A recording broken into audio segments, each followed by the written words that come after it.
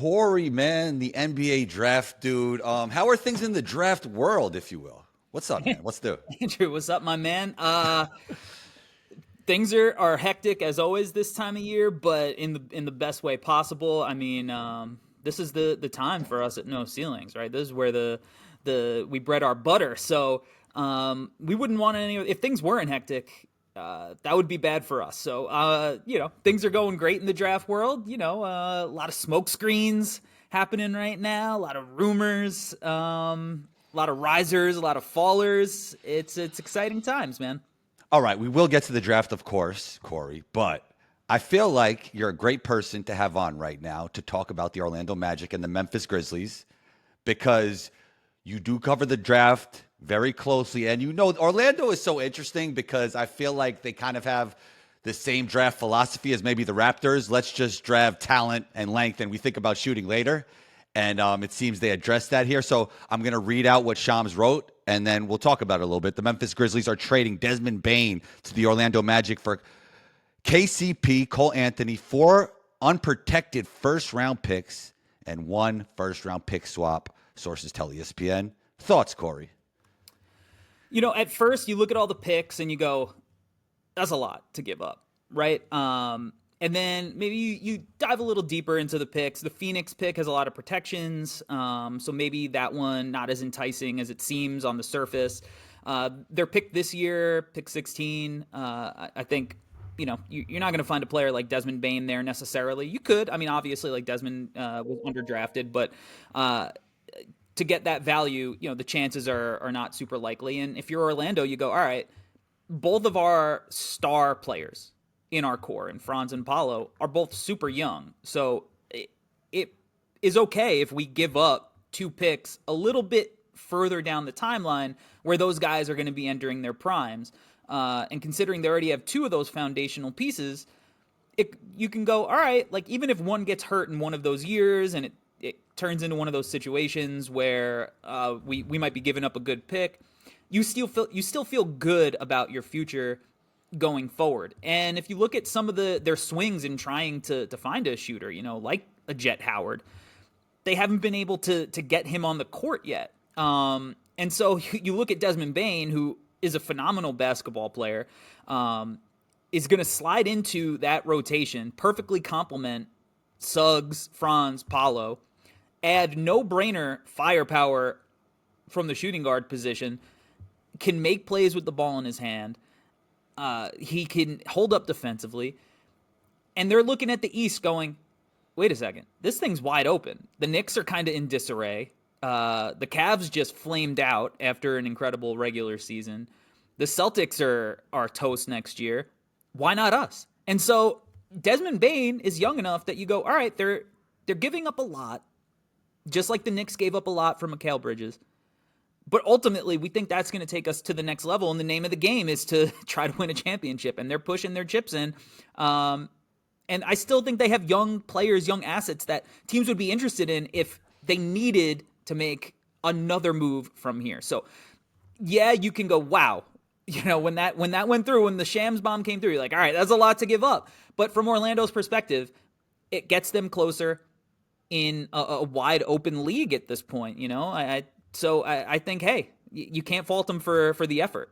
You said the next move, and I actually think they're one move away from, in my opinion, winning the East. I think they need one more movement shooter. So I'm thinking like a Duncan Robinson, Jordan Hawkins, Klay Thompson, all in different points of their career. But I think they need even more shooting to get that lead. But Desmond Bane is a good start with the creation he brings and the shooting.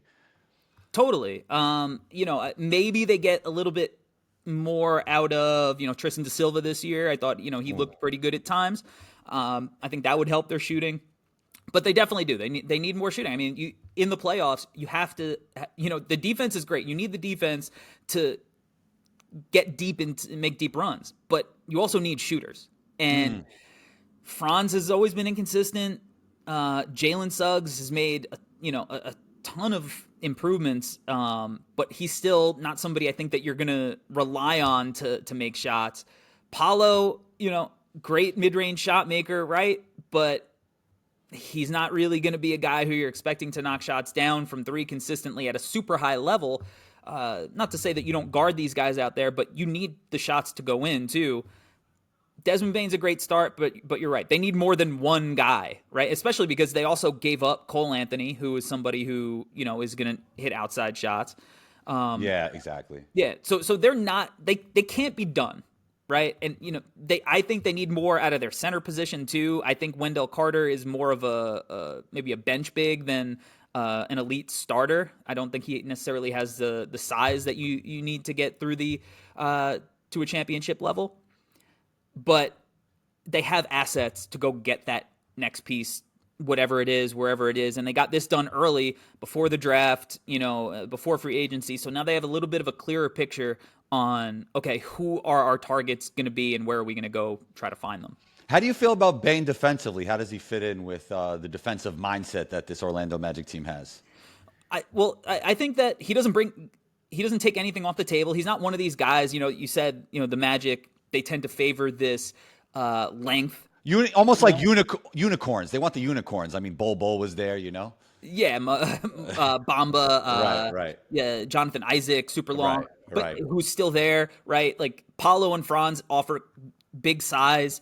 Desmond Bane, he doesn't have great length, but he's strong as a bull. He's smart. He's crafty. So I think that, is he going to make an all-defensive team next year? No, but he's not taking anything off the table. And what he brings offensively to also, I think, add value in that he's going to know where to be on the floor, and then he's going to be able to, you can't mismatch him, right? In a playoff setting where teams are going, all right, who are we picking on? Right. Like, you can't pick on Desmond Bane. So I think that he's going to fit in perfectly there. I think, he's just like a savvy veteran underdog guy who knows his role, and he's going to be valuable not only on offense, but I think on defense as well, because unlike, Anthony Black, who I love, and I know we loved him coming into the draft too. Right. He's, got all the defensive stuff, but he can't necessarily stay on the floor in high leverage situations because of the offense. Where's the scoring coming from? Desmond Bane doesn't have those concerns. So I think that, again, to have that in the starting lineup, it's big, because now you're going to have 5 guys who I think can all hold up defensively. Where does this leave Memphis? Because it doesn't feel like they're rebuilding, I think, and they're not going to contend this year unless there's some crazy move up their sleeve. What were your thoughts about what's going on with Memphis right now? What do you think their direction is? I think that is open for interpretation. I think only they might know right now, right? Because I think there were probably rumors of hey, what are they going to do with Ja Morant? I don't know if there were rumors hey, we're going to get rid of Desmond Bane, right? Who's right. So that came out of left field. I mean, if you were trying to compete with the core that they had, you'd want to keep Desmond Bane. So are they thinking, all right, where we need to retool, reload, or do we need to rebuild? I mean, you saw what Desmond Bane got. They got a ton of assets. I'd imagine Ja Morant has a similar haul as far as draft equity. Jaren Jackson, I think, would go for an outrageous price for what he brings. And I mean, and Ja you wouldn't get what you should get for Ja right now. Like the value maybe not, but also maybe this is going to be the peak of what because what if he's not healthy going forward still? Oh yeah, that's true. So maybe they're looking at it all right, we don't get what he would have gotten, when he was playing at an all NBA caliber, but if he's not playing, then teams are going to be all right, but there's risk for us too. So maybe they're done with the headlines, they're done with the injuries, and they're hey, what if we try to cash in on all our assets? Zach Edey, he had surgery, he's going to be out. Maybe they use this as a tanking year, and they go AJ DeBonsa, Darren Peterson, Cam Boozer. Right. This is the year, or next year is the year in which if you get any of the top 3 picks, you're basically winning the lottery. Right. So maybe they look at it from that perspective and they say, we have to be in a transition period. We had a down year. Let's retool and reload. Who won the trade? You know what? It might be win-win. I think we got to let it play out.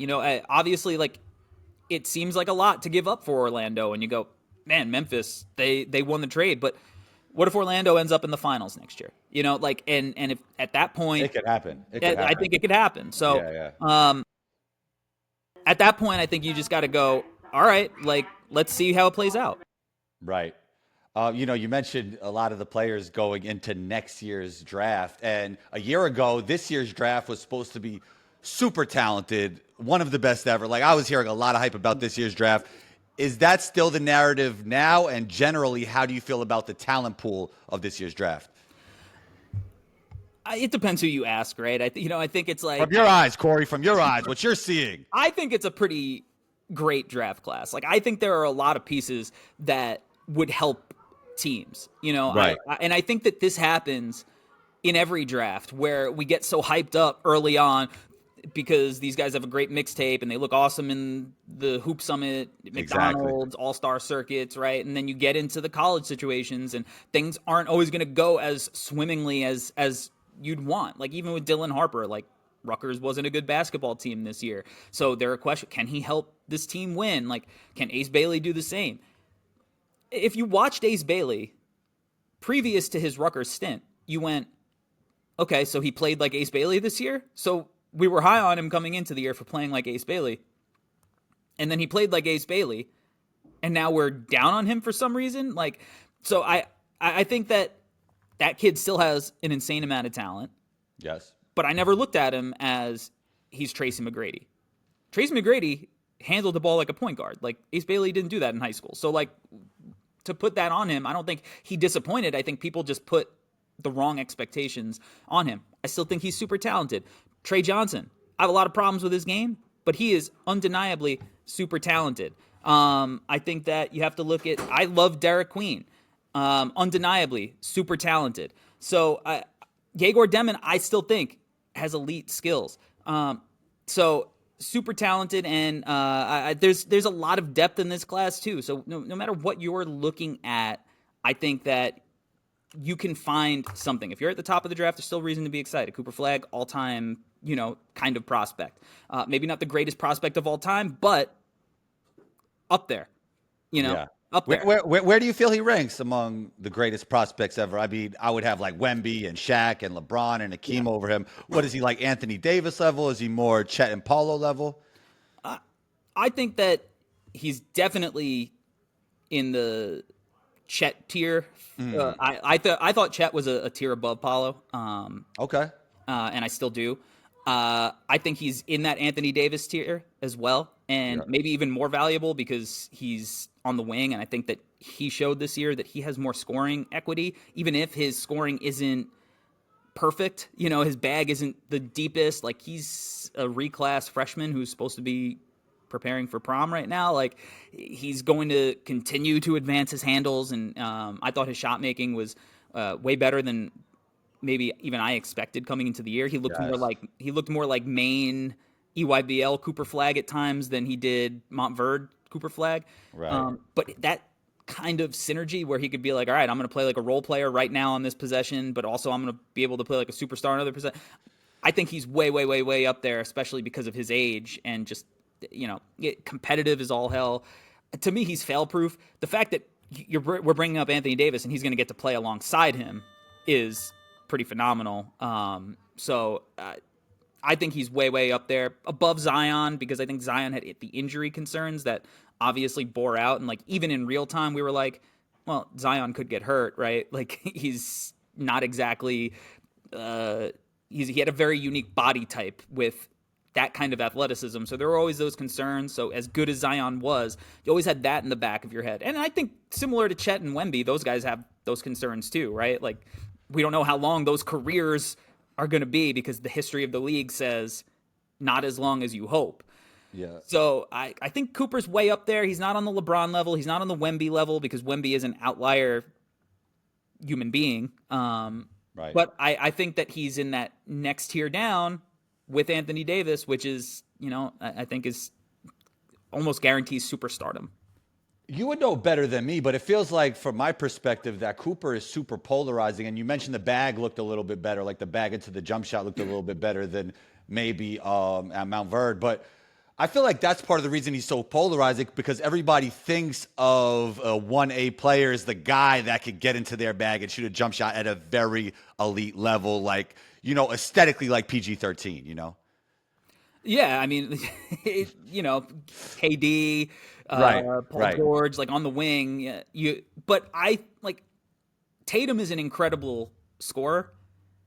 I don't always think his game looks aesthetically as smooth as Paul George. 100%. And I don't like that comp at all. Like, I feel Cooper leans on his feel and Tatum leans on his skill level. Like, I feel like they're just very different players.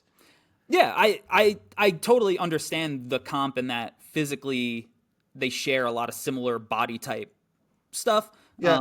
I think that Cooper is going to be a great scorer in the league, but again, like it might not be the most aesthetically pleasing at all times, but if it's effective, right? Like, Yeah.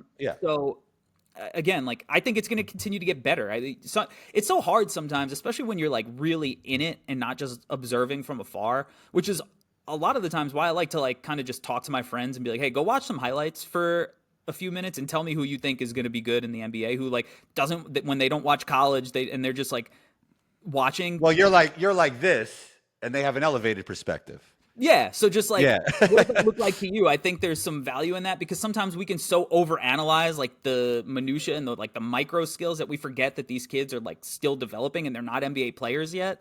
And we get a little too in the weeds with them where it's like, all right, we can fix this, or this is just going to get better naturally with more reps, or they don't have to go to class and they're whatever. Like, so I don't think Cooper, because unless he really starts doing like hot yoga or something, like there's like a slight like flexibility where he's like, that's why I think Paul George is so smooth. He's like he's just got this flexibility. They say LeBron doesn't have a bag, right? So and he scored 100 million points in the NBA over his 50-year career or whatever it'll end up being by the time he retires. So like, yeah, like if it might not look aesthetically pleasing, but like high release on his jumper, comfortable in superstar spots, like in the mid range, developing 3-point shot, can play off the ball. I love Cooper so much because like he'll start the possession with the ball in his hands at the top of the key. He'll kick the ball to the wing. He'll go set a screen, right? He'll roll in the short roll. He'll make a pass to the weak side corner.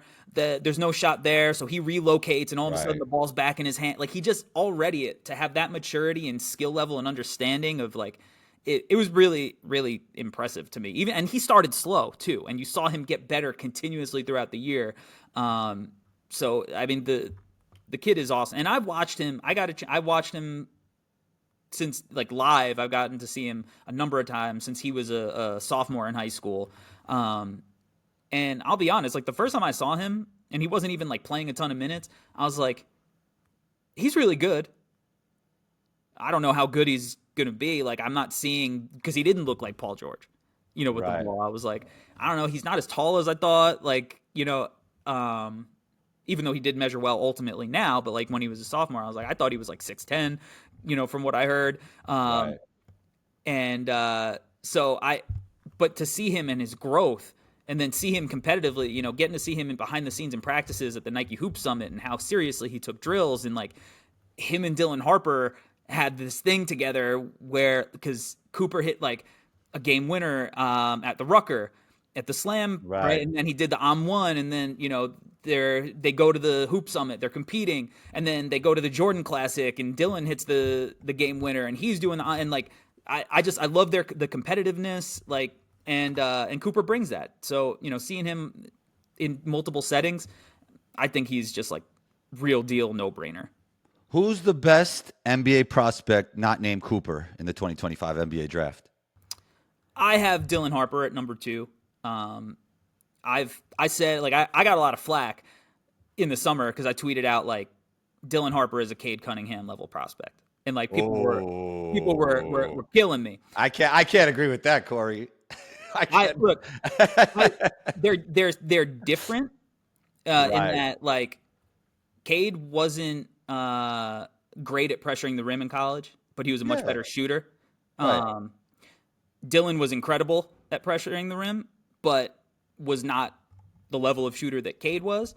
But from everything I've seen in person, watching Dylan from high school to the All-Star circuit to Rutgers, seeing at that size what he could do, I think that he was in, not that Cade was in a good situation in college either. Like Oklahoma State wasn't. This is like Cade's first year in a good situation in years. And it could get better if they had some space, even more spacing. Go ahead, though. But Dylan's was worse. But that's another thing. Like, do you feel that decision makers, there's a reason to be concerned if you got 2 of the top 5 guys and you don't have a good team? Dude, that team was really bad. Like that was probably the worst supporting cast I maybe have ever seen in college. Like, and I got, so, like I'm a New York guy too. Like I've been going to Rutgers games for years as like just a great place to scout, even when Rutgers didn't have prospects. And this was the worst Rutgers team I've seen. Like, Dylan's brother had a way better team. They were way better with Camp Spencer, so I just looked at his situation and I'm like, this kid, what he's doing, like, how is he pressuring the rim, finishing almost in between 65 to 70% of his shots? And they have nobody who could make an outside shot except Ace Bailey. Like, and Ace wasn't even like an elite shooter this year. Mm-hmm. So I think Dylan's playmaking is way better than, and I thought his passing flashes were pretty high level this year, but I think he's an even better passer than he got to show. I think his rim pressure is fantastic. And I think that he has avenues to improve. I mean, I see a lot of the same things with his jumper that I saw with Tyrese Maxey that I thought were really fixable. Like, both of those guys in college had super low releases comparatively to what you would want. And I think that's why Dylan's in-between game hasn't gotten a chance to shine through. So I think that an NBA team will probably fix that. I've seen Dylan in practices. He's a hard worker. One of the kids that I coached when he was in high school was a team manager at Rutgers the last 4 years.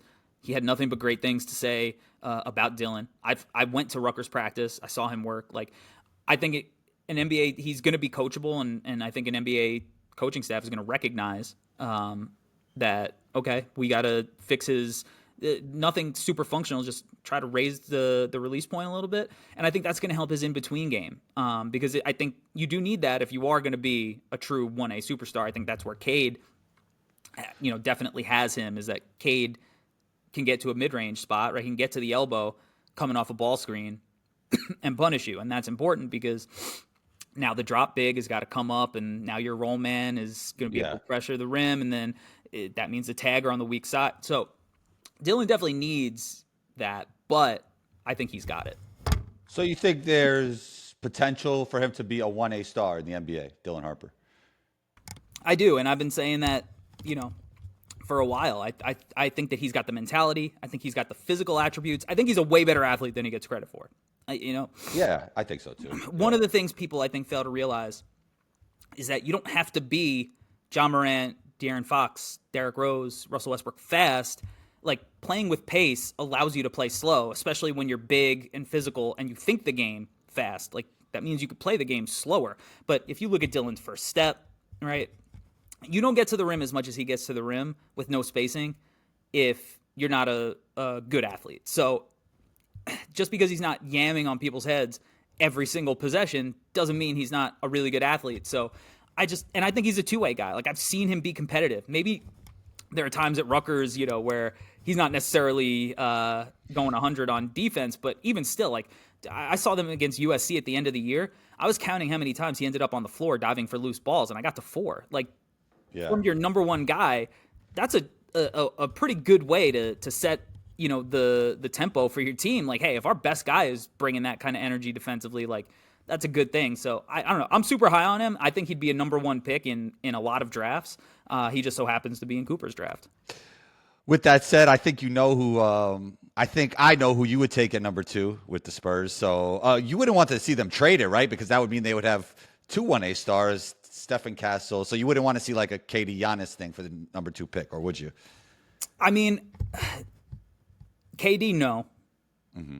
I think hey, Corey, I've been thinking about this. I think KD changes an Eastern Conference team's like everything. I think that team goes to the finals if it's a contender. Oh, KD is incredible still. Yeah. I don't even honestly. I think it's impressive that Phoenix had the year that they had with that. Like, I don't even know how you. Yeah, that was the redundancy and skill set with that. It was crazy. But yeah, I agree. Like if Orlando was like, hey, let's push the chips in for KD instead, like so I agree with you. KD still has a lot left in the tank, but he is 37, so you don't want to give up the number 2 pick for him. If it was like a package built around the 14th pick that they have, I think you go, all right, let's think about it. But I do think if you're the Spurs, you have to think about it pretty seriously if it's Giannis, because Giannis is a little younger. And again, like Wemby's young, we don't know how long his career is going to be. Right. We don't. And he's ready. Like, not that he's at as good as he's ever going to be, but I think he's ready to play in high leverage situations. So I think you have to think about it with Giannis because he's, got, I think, the kind of same persona as like a Tim Duncan, in which he's just going to come and work and not complain, which is why he's probably ultimately going to stay in Milwaukee and not get traded. But I think that, Giannis you'd have to think about. Yeah. Who's the better wing prospect, VJ Edgecombe or Trey Johnson? I have VJ pretty comfortably over him, because I think he has a way higher safety net in his floor because of what he brings on both sides of the ball, and then also that even if he never develops his on-ball skill, I still think he's going to be able to cut to the rim. He's going to be able to get out in transition. I think he's a good enough spot-up shooter that teams are going to have to close out on him. I think his decision-making is good enough that even if he's not a primary, he's going to be able to make smart, connective decisions, and you don't have to worry about him turning the ball over and dribbling the ball off his foot. And then if he pops like he did in the Bahamas, you're looking at some kind of in the vein stylistically of a Oladipo, of a Russell Westbrook because of his explosiveness. Trey Johnson, you go, all right, but this kid is arguably the best shooter in the draft. Right. Or 20 points per game in the SEC. But I also go, all right, so what else does he do? And I know that he can pass. Again, I've seen him in different settings too. I think he's capable of it, but I don't think he's wired to want to do it. And I think a lot of the passes that he does make is because he can't get a shot off anymore. And the fact that he's able to make the reads out of those situations when, he's drawing different coverages is good. It's a good thing. But I don't think it's his natural instinct. And I just don't see how much value if he's going to be the guy I think he wants to be, which is I want to be a 25 to 30 point per game scorer in the league. I don't know how much value a lot of these shooting guards are bringing. Like, it's hard to reach Devin Booker's level. Like, Yeah, true. you might just be Jalen Green.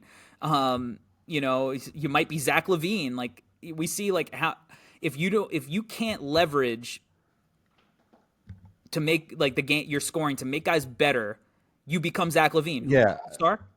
Yeah, I would say.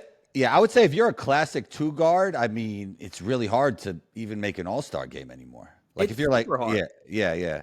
You're dealing with like aliens and like hybrids and like all kinds of weird players that there are no positions, for a lot of guys. 100%. And Trey, I think where he can really thrive is by using his gravity as an off-ball player. Like instead of trying to be, Devin Booker, if he tried to be Klay Thompson with a little bit of a more nuanced bag.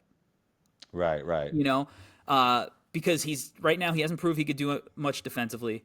And if you're going to put the ball in his hands a lot, he's not making plays at a high enough level that you can trust him to run your offense. And it took Devin Booker a long time to get to that point. Right. He got there and he got into a situation, but like, you see what that ceiling is now, even with a guy like KD on his team. If the roster is not perfect, yes, he could be, potentially the number 1 on a finals team, but he can also be the number 1 or 1B on a team that doesn't make the playoffs now because the league is so talented. So, like, I think Trey is so fit dependent. And I know I could be wrong because I think he is such a nuclear scorer, but he struggles at the rim, and he takes a lot of tough shots. And I think that those guys are hard to win with ultimately. Does VJ shooting concern you? Because it was shaky in the beginning. I think he shot 37% in conference play, which is solid. And then there was another dip towards the end of the season. Is that a concern for you with VJ? A little bit. A little Yeah. bit. And he played at Lehigh, right? So like pretty local to us. Yeah. So we've been tracking him for a little bit. And How'd you feel about his shooting there? I thought it was overrated. Okay. Because I think he was like over 40% his senior year, and I was like, and people thought of him as like a shooter back then. You would say? I don't know if people thought of him as a shooter Because the athletic highlights were so crazy. Nobody thought of that. Yeah, Right? I said the first time I wrote about him when he was a junior, I was like, this kid looks like somebody who would play Michael Jordan in a Lifetime movie. Okay. He would play. He'd be Jordan at Laney in a Lifetime movie. Like that's. So speaking of that, do you see like the Jimmy Butler comps? Jimmy's bigger. Jimmy's bigger. Jimmy's bigger. Yeah. Bigger. If I could get on board with something like that if he was like 6'7". But I was actually impressed with his measurements because I thought he was going to measure more. And also I feel like he's a little more like transition reliant, and Jimmy's like a half court like surgical guy too. Yeah, even when Jimmy wasn't Jimmy G buckets and he was like all right. Luol Deng is the top wing on my team. I'm just gonna cut and whatever. Like he was still a little more like I could still bully ball you and back you down and right. But I can see it from like offensive rebounding perspective, right? Like Jimmy did a lot of like cleaning the garbage up. I think VJ can do a lot of that. But I think the shooting is a little concerning, but not too much because I think that he's always going to be adequate, even if I don't necessarily think he's going to be great. Like I don't love his base. I think he's a little too pencil-like. The most concerning thing about his shooting is off the dribble. Like off the dribble, he's got a long way to go there. So, but I still think he could be like a winning kind of player, even if that doesn't come along. But it does go, all right, so how high do you draft this guy too? Like, I still think there's a little bit of that where it's like, all right, if we draft him at 3, right, and the on-ball stuff doesn't come along, are we missing out on somebody a little more special? And I think there's risk in that. How are you feeling about the baby Jokic, Derek Queen comps? And how do you feel about his NBA outlook? I feel bad about it if we're calling him Baby Jokic. But have you heard that? That's what I'm asking. Have you heard that? I've heard Şengün more. Well, Şengün is Baby Jokic, so he's like the baby Jokic. Right, I did third generation. Jokic the third. Actually, Şengün's more athletic than both of them, but that's a whole other topic for another day. Well, I don't look at Queen the way that I looked at Şengün, and I wasn't scouting when Jokic was a prospect. But I think that Derek Queen almost has this rep as like a back to the basket guy. Yes. And I actually made a comp that is super funky, but I think he's like because I think he's also a power forward and not a center. Mm-hmm. I think he's like the power forward version of Jalen Williams. Really? Yeah, because I think... Wait, which Jalen Williams? J-Dub. Okay. J-Dub, yeah. Like, I think that he might have, like, the most effective handle in the class. Like, his handle is crazy. I think that even though his shooting hasn't come around yet, even though he did shoot it better at the end of the season, his ability, because you could put him in handoff actions and whatnot, like, he still has to be guarded on the perimeter. And, like, he could beat you off the bounce. If you cut him off, that's when he's going to go back to the basket and, like, outwork you with footwork.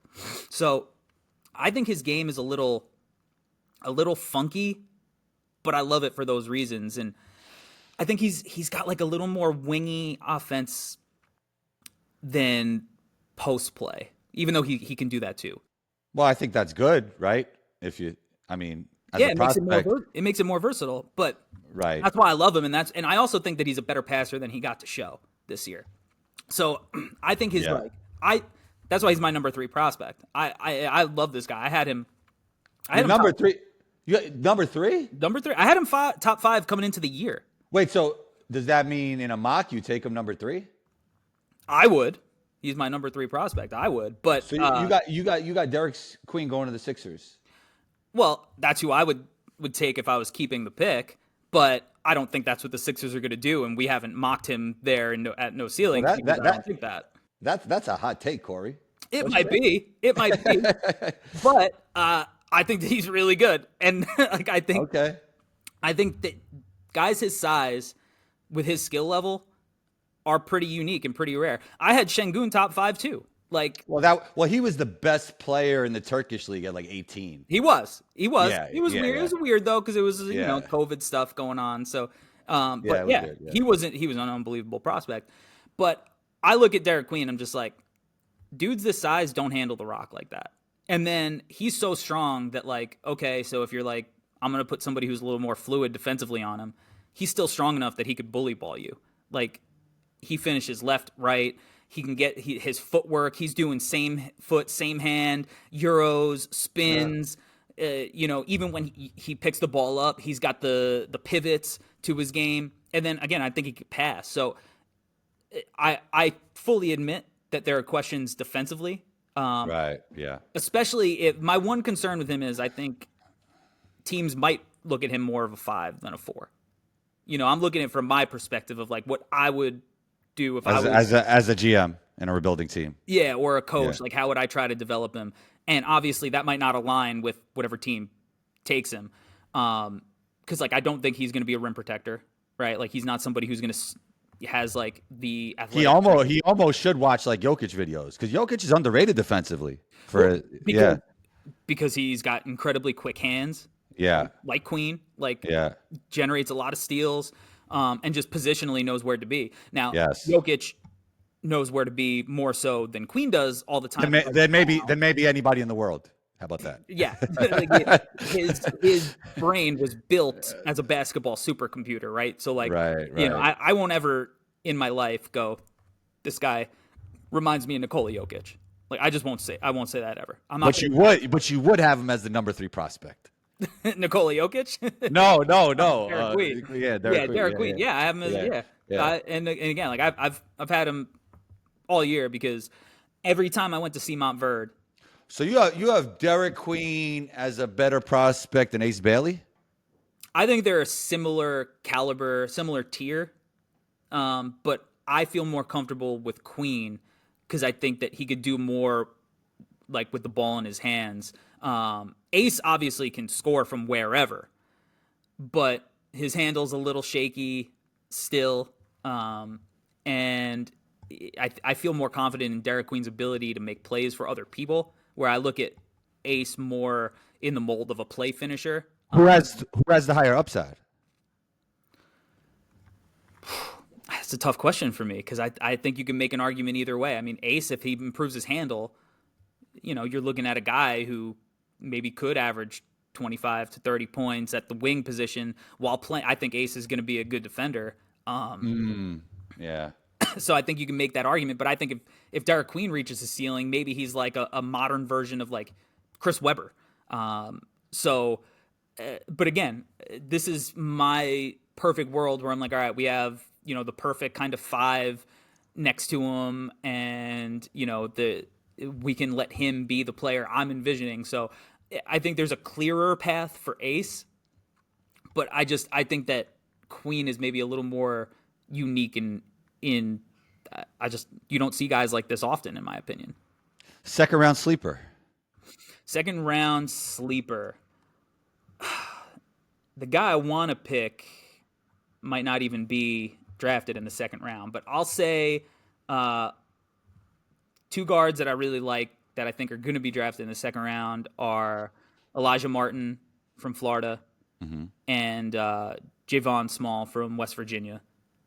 Both guards that I think just can play on both sides of the ball. Elijah Martin, obviously, like all the intangibles for being a winning player, won a national title this year, helped go to a Final Four for FAU, like got a chance to see him, speak with him, watch him work out in LA a few weeks ago, like chiseled, like strong as a bull. Obviously super like athletic, had that poster dunk that everybody freaked out about in the tournament. So I think he's like a pretty good sleeper. And then like my super sleeper is John Polakidis from Yale, who's 6'5", probably 6'6.5" in shoes, 6'10" wingspan, lefty shooter. I think he's the best shooter in the draft. Who, really caught my eye. I went to see Danny Wolf when he was at Yale last year, and I was like, who's this Greek kid whose name I can't pronounce, who was just going off so I like him a lot. I like his game a lot. Danny's an interesting prospect. Danny's super weird too. Super weird. I mean, it's like he's playing pick and roll all the time, but he's kind of like built like a center and moves kind of like a 4. And can he space it? Who's he guarding? But he has super feel for the game. Yeah, he in a lot of ways he's similar to Derek in that, like, what is he? What can he be? Right, but just more like on ball pick and roll play from him is like different. He had and you see though, like, how much situation and context can matter for these kids, because when I went to see Danny at Yale, he was playing in the post. Right. Yeah, of course. I mean, I bet like 95% of coaches would not give him that role, maybe 98. Like the pick and roll playmaking role. Like he might have been the only coach who would do that. Right? Well, do you feel that's sad that like coaches aren't open minded when they see somebody's skill set and they try to like they're reluctant to try something new? Yeah, I mean, of course, right? Like but obviously, like, there is some risk in it because it's not always going to work out, right? And then you go, all right, well, we can't do this. Like, this didn't work. Like, Then you got to backtrack. Exactly. Yeah. How much rope can you give somebody to learn, like, who hasn't played point guard before, to be like, all right, you're a point guard. You were a back to the basket center in a lot of ways. Now you're a point guard. Right. Even still, like, Danny Wolf, as well as he did in that role, he also, like, was pretty turnover prone. Like you said, there were still issues there. So there was a learning curve. But I think that now that you're like, you look at him completely different. You look at he went from like a guy who was like, all right, he's probably going to be a 2nd round pick this year, maybe even stay for his senior year, to how high does he go? Like, would a team take him in the lotto? Like, he's probably a top 20 pick, but like at pick 12, 13, like, could a team be like, could the Spurs be like, oh, we could take him at 14 and pair him with Wemby and make this really super funky lineup where everybody is skilled and can kind of shoot, and you can run handoffs and maybe you run like pick and rolls where Stephen Castle's the screener and he's short rolling. I'm just thinking about the trio of Danny Wolf, Giannis, and Wemby. Well, I think if you traded for Giannis, that number 2 pick and the number 14 are probably okay. Yeah, I think probably. Yeah, probably. Corey, great stuff. You're always welcome back on the show. Where can we find you? On Instagram, Twitter. Tell us more about No Ceilings. Yeah, well, you can find No Ceilings work at NoCeilingsNBA.com or at No Ceilings NBA on social media. We just released our draft guide a couple of weeks ago, 313 to 30 pages, depending on what kind of PDF browser you're using. Wow.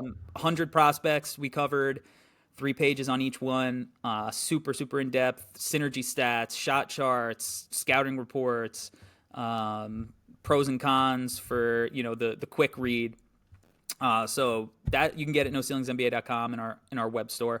Otherwise, we're still pumping out multiple articles a day. Right now, we've been doing 2 articles a day, a team specific preview, and then a player specific article. And we got the podcast, No Ceilings NBA podcast, which is going 4 to 5 times a week right now. And you can find me at Corey Tulaba on socials. So. Corey, I really appreciate your work, and I really appreciate you coming on the show. It's always great talking basketball with you, man. Yes, sir, man. I'm going to see you at Summer League. Yes, sir. All right, let's get up. Let's get it. Talk soon. Yes, sir.